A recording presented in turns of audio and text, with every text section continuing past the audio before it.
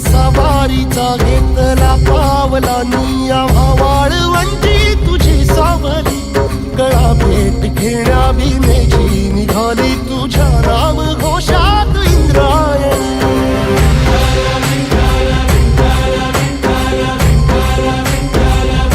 भिडे आसमंती ध्वजा वैष्णवांची उभी पंढरी आज नारावली तुझे नाव ओठी तुझे रूप ध्यानी जीवाला तुझी आस गाला गली जरी बाप साऱ्या जगाचा परी तू आम्हाले करांची विठू माऊली